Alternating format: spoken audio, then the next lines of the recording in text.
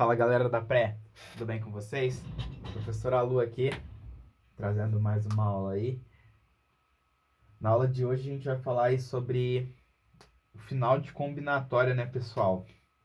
Probabilidade. Cá estou eu gravando uma aula com duas blusas, porque agora são 8 horas da manhã e está fazendo 12 graus aqui na minha casa. Loucura. Lá fora tá uma névoa sem fim. Bom, galera, eu preparei aqui a aula de hoje, né? Só que a gente tem bastante coisa para falar, né? Eu tinha prometido aí que a gente terminava a combinatória hoje. Vou tentar, mas não prometo nada, tá? Porque probabilidade se mostrou aí uma matéria bem grande. A gente tem bastante coisa para falar. Mas vamos lá então. Probabilidade. Isso daqui está no capítulo 3, então.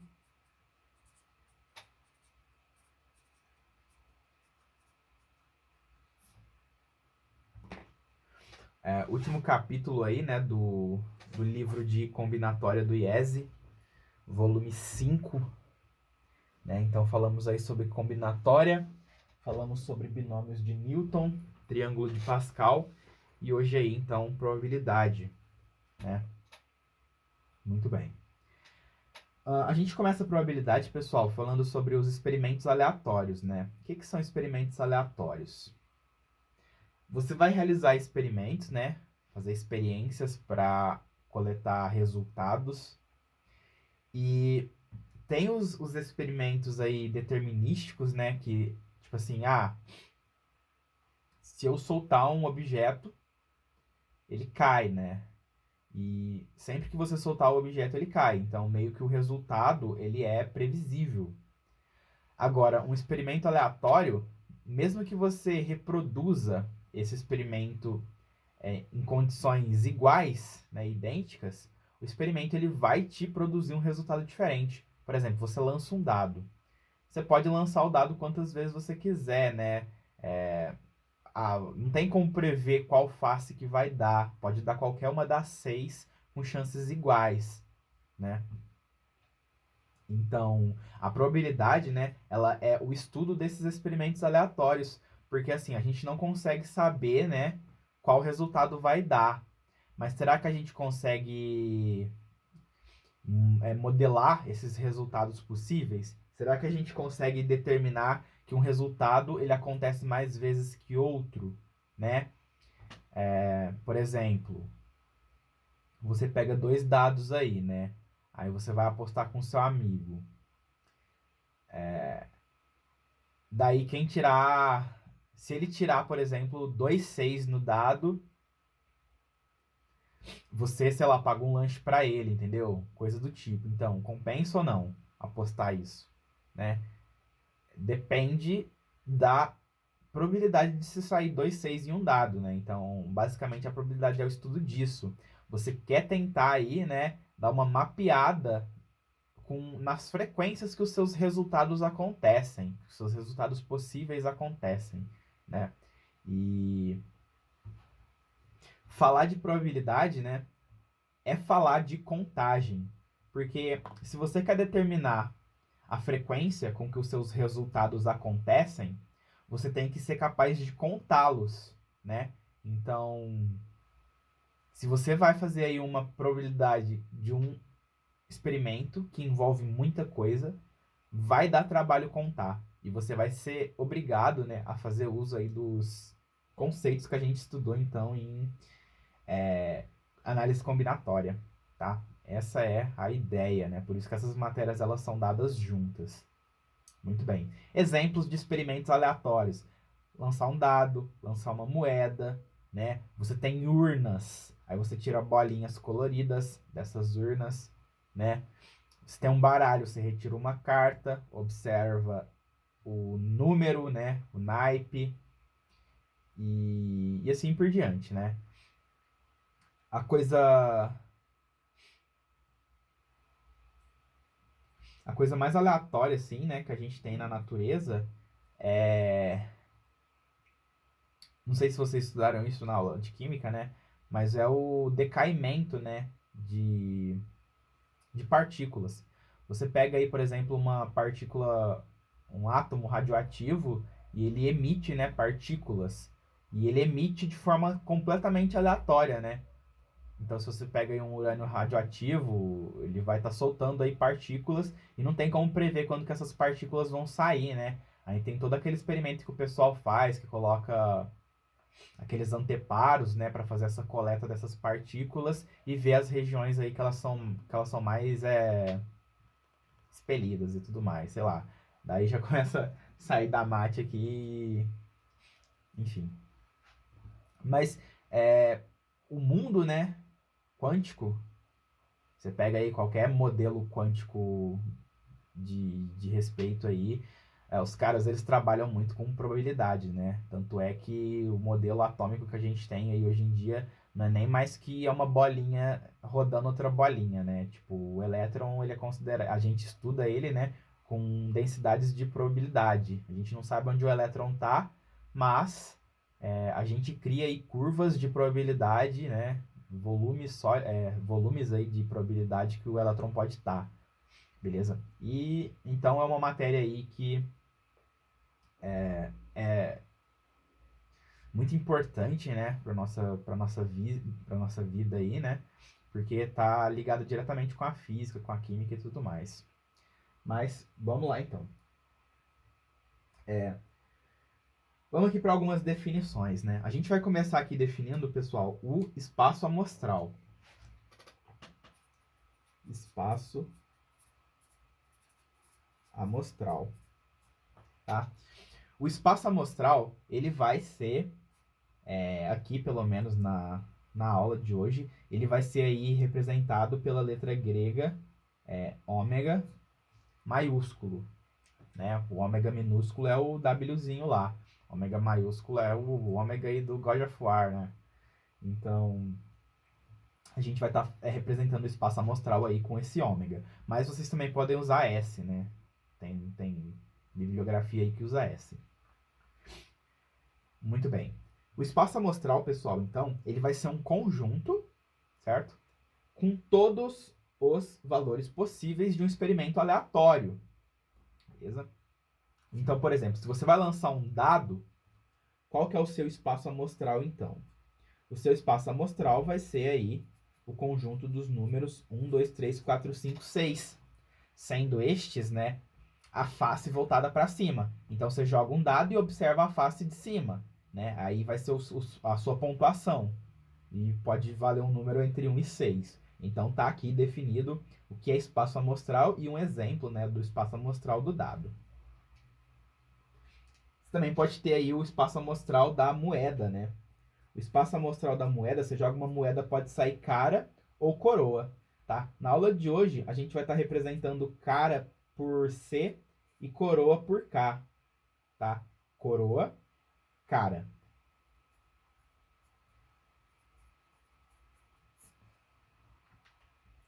Muito bem. Vamos falar então de eventos. Eventos que você pode usar aí letras, né? Por exemplo, A, B, A1, A2. Você vai representar esses eventos aí por letras maiúsculas, né? O que são eventos? Eventos, pessoal, eles vão ser então aí subconjuntos do espaço amostral. Então, se você pegar o seu espaço amostral e montar um subconjunto, esse subconjunto ele vai constituir então um evento, né? Basicamente o evento ele é um resultado possível do seu experimento, enquanto que o espaço amostral é um conjunto com todos os resultados possíveis. O evento ele não precisa conter todos, né? Não sei se usei essa palavra certa. Ele não precisa conter todos os elementos. Isso tá certo. Muito bem. Então, eu posso ter um evento que ele é igual ao espaço amostral? Sim, você pode, né? Por exemplo, você vai jogar o seu dado e você vai tirar, você quer saber, né, o evento de tirar um número menor que 7. Qualquer número que você tire no dado vai ser menor que 7, beleza? Então, esse evento de tirar um número menor que 7, ele é o próprio espaço amostral. Você pode ter um evento vazio? Sim, você pode, né? Você joga um dado e você quer aí construir, né, o subconjunto, né, dos números maiores que 7. Só que não tem número 7 no dado. Então, esse evento ele vai ser representado aí pelo conjunto vazio. Beleza? Você quer aí ocorrência de número ímpar. Ocorrência de número ímpar, ó. O evento B, então, ele é o evento, né, que representa a ocorrência de número ímpar. Então, ele é um subconjunto de A, de ômega, né? E ele tem os elementos 1, 3 e 5, que são os elementos aí ímpares, né? Você também pode ter aí o evento que ocorre um número menor que 4. Então, você tem aí os números 1, 2 e 3, né? Que são números menores que 4. E se você pegar aqui, por exemplo, o evento de tirar o número 2 no dado.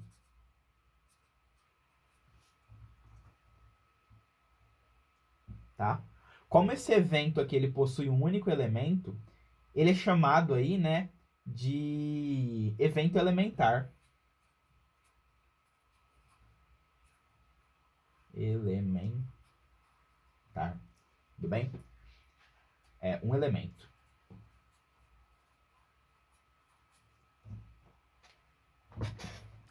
Porque vocês vão perceber, né, que os eventos, eles vão ser constituídos aí desses eventos elementares, né? Tirando aqui o evento vazio, os outros eles vão ser constituídos desses pequenos eventos elementares, tá?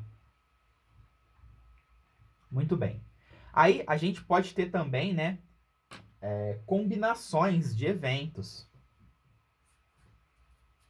Combinações de eventos. Então, você pode ter aqui, né, a chamada união de dois eventos.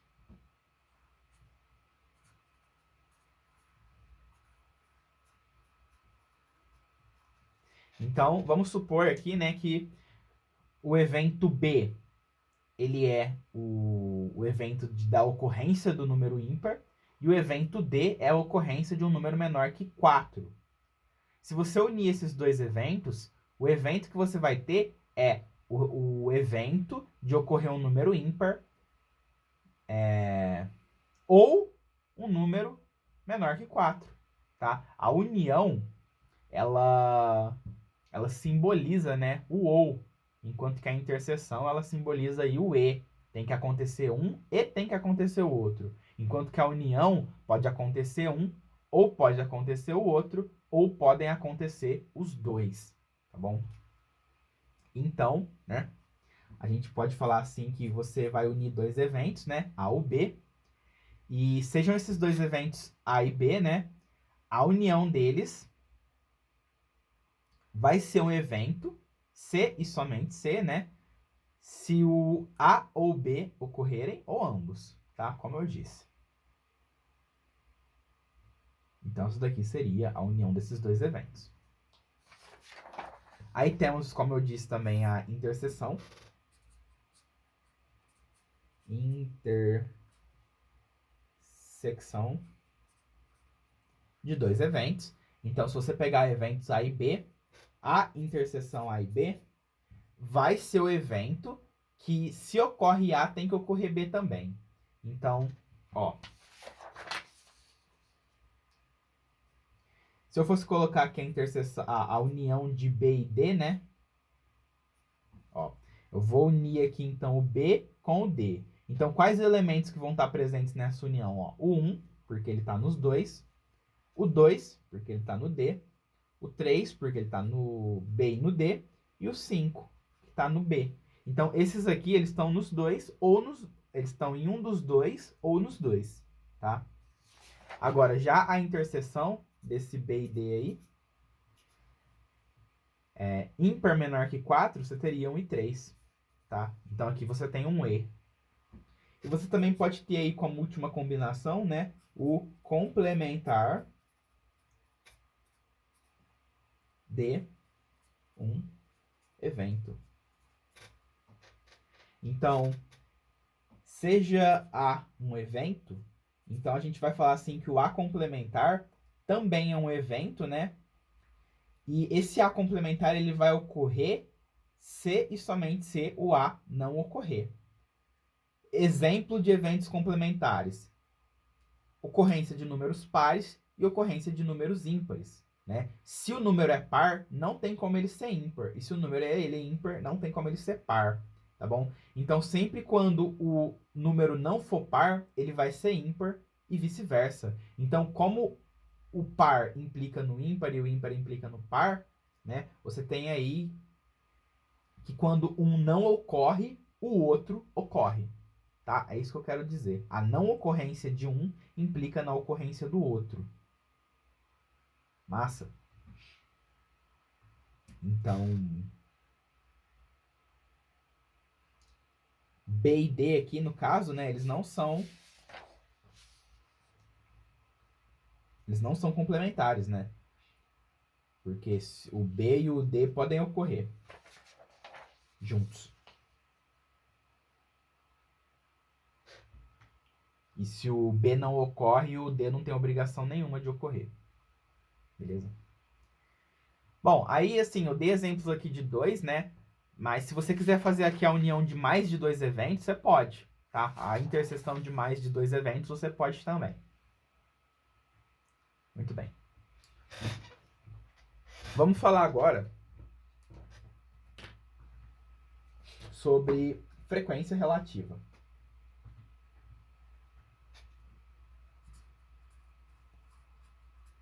Frequência relativa. Muito bem. No experimento aleatório, pessoal, a gente não sabe, né, qual que vai ser o resultado.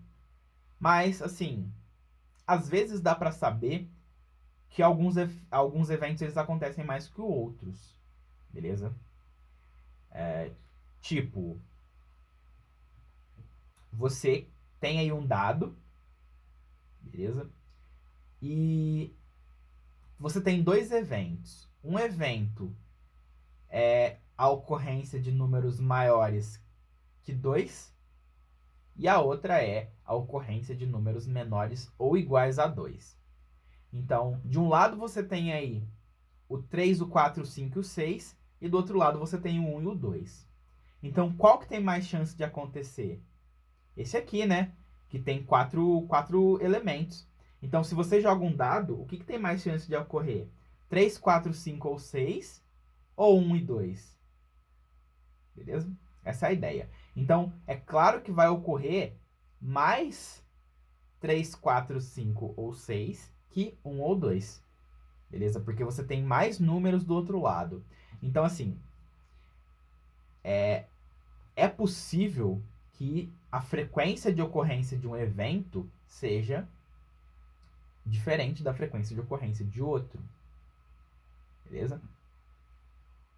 Muito bem. Dito isso, a gente vai aqui tentar associar, então, um número, né? Para deixar isso daí quantitativo, né? Melhor. Quantitativo. Você quer, tipo assim, números para associar a essa ocorrência desses eventos, né?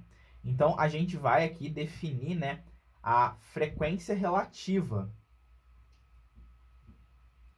Então, como é que vai funcionar isso aqui, ó? A gente vai ter um experimento com espaço amostral ômega, e esse espaço amostral, ele vai ter aqui vários elementos.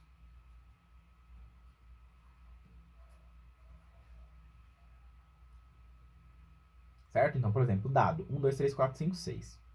Isso aqui são os possíveis resultados do seu experimento, beleza?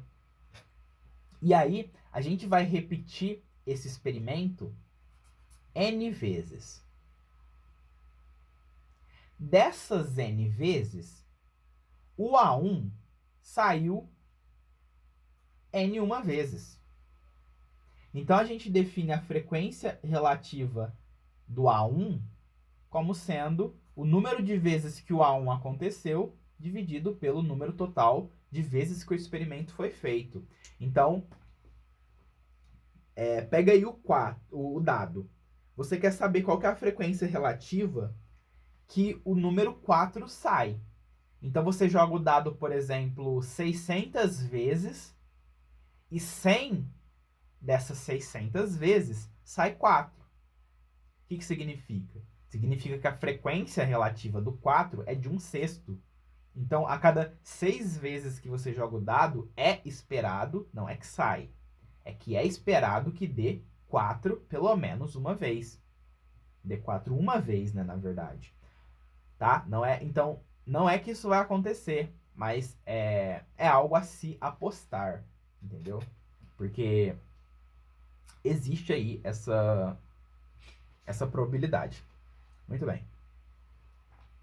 Então, a frequência relativa do evento elementar, tá? Calma que a gente está falando aqui de eventos elementares. Então, por exemplo, a gente está falando só do 4, ou tirar só 5, ou tirar só 6, tá? Vai ser, então, o número de vezes que o evento elementar acontece dividido pelo número de vezes que o experimento foi feito. Mais um exemplo. Você lança um dado 100 vezes e você observa que o número 2 saiu 18 vezes. Então, a frequência aí do número 2, ó, saiu 18 vezes 2 de 100 lançamentos. Então, você vai associar esse 0,18, né, ao 2, né? Então, a frequência de vezes que o 2 sai é 0,18. Isso te permite inferir, né, quantas vezes aproximadamente o número 2 sairia se você fizesse 1000 lançamentos ao invés de 100. Então, se em 100 lançamentos saiu 18, em 1000 experimentos, você espera aí que vai sair por volta de 180, porque a frequência relativa ela vai ser associada ao evento elementar, beleza? Muito bem. A frequência relativa, pessoal, é sobre as propriedades, né? A frequência relativa, ela tem que ser um número entre 0 e 1.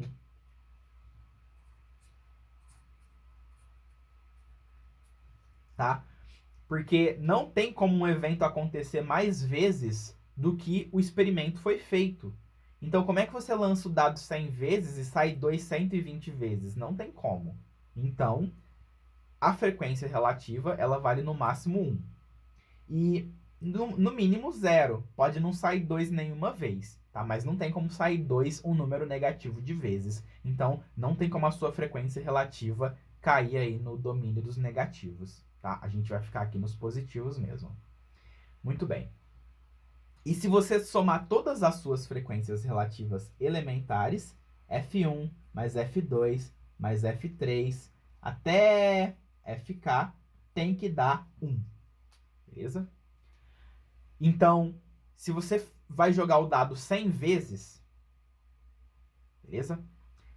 A frequência com que o 1 sai, somado com a frequência com que o 2 sai, somado com a frequência que o 3 sai, e assim por diante, até a frequência que o 6 sai, essa soma tem que dar 1. Beleza? Tem que dar 1. Porque, ó, percebam que a frequência é N1 sobre N. Ni sobre N. Então, você vai estar somando aqui, ó, N1 sobre N, mais N2 sobre N, mais N3 sobre N, até Nk sobre N. E se você somar todos os números aí de vezes que cada uma dessas faces saiu, tem que dar a quantidade de lançamentos. Então, se você somar quantas vezes a face 1 saiu, com quantas vezes a face 2 saiu, e assim por diante, tem que dar o total de lançamentos. Por isso que a soma das frequências relativas tem que ser igual a 1, tá? Então, duas propriedades aqui importantes. Próxima propriedade. Então, a gente está falando de frequências, pessoal. Frequências relativas elementares. Então, qual que é a frequência de sair 4?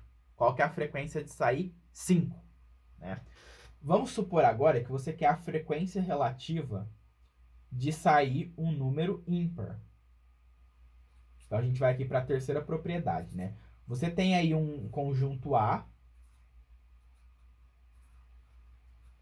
por exemplo, saem números ímpares.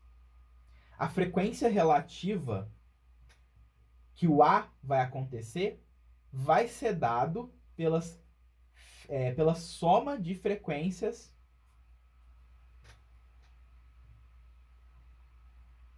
relativas de cada um dos eventos elementares. Beleza?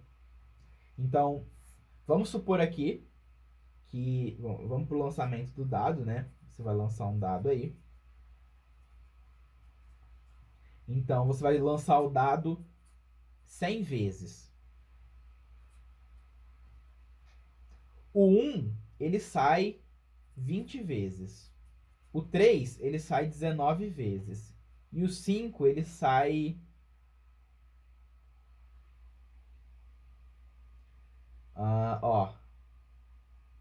23 vezes, tá? Só que a frequência, você tem que dividir pelo total de lançamentos, beleza? Então, você vai descobrir aqui que a frequência de que o número 1 sai é de 0,2, a frequência que o número 3 sai é de 0,19 e que o 5 é de 0,23. E aí você quer saber, então, a frequência com que sai números ímpares. O que você faz? Quantas vezes saem números ímpares? 20 mais 19 mais 23.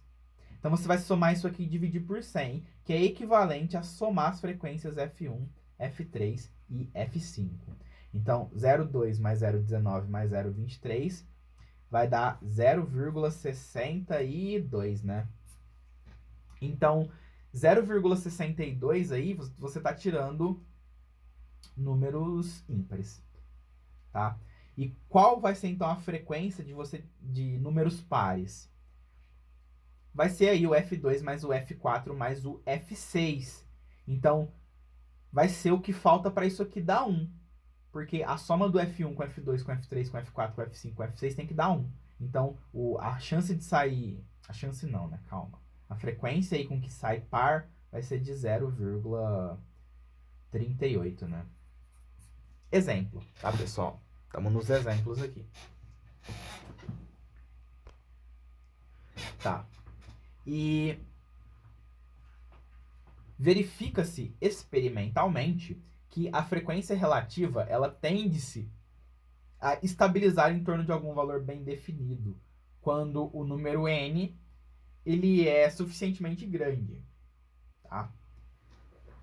Então, o que isso significa, pessoal? Pega uma moeda e joga ela. Pode dar cara ou coroa. Aí, vai lá e dá cara. Ó, vamos calcular então aqui o número de vezes que a gente jogou a moeda, a frequência relativa de cara e a frequência relativa de coroa, beleza? Então a gente jogou a moeda uma vez. Cara deu uma vez. Então 1 sobre 1 é 1 e 0 sobre 1 é 0. Então, olha só o que a gente tem. A gente jogou a moeda uma vez. E a gente concluiu então que a frequência com que cara aparece é 1 e a frequência que coroa aparece é 0. Isso significa que coroa nunca aparece? Não. Porque o nosso n está muito pequeno, pessoal. Tá? Para você poder tirar conclusões, né, sólidas, você precisa de um n alto. Não adianta nada você fazer uma pesquisa eleitoral com 2 pessoas, né? Você precisa fazer aí com o mínimo de pessoas para poder começar a tirar conclusões sobre o todo, né? Sobre o macro. Aí você joga a sua moeda de novo e dá cara.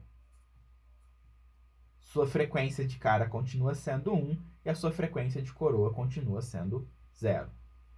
Você joga a moeda de novo e dá coroa, né, no seu terceiro lançamento. Então agora, a frequência que sai cara é 2/3, 0,66. E a frequência com que sai coroa é 0,33. Tá? Aí, no seu 100º lançamento, você já tirou 47 caras e 53 coroas. Então, a sua frequência aqui vai ser 0,47 e 0,53. Então, quanto maior o número de vezes que você repete seu experimento, mais essas frequências aqui, elas vão se aproximando de um valor.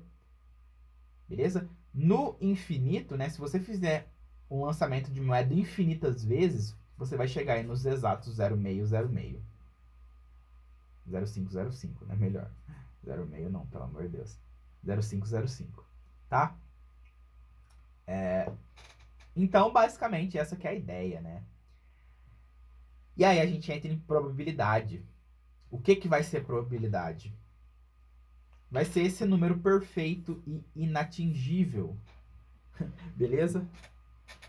Que a gente vai falar mais sobre ele aí na próxima parte do vídeo.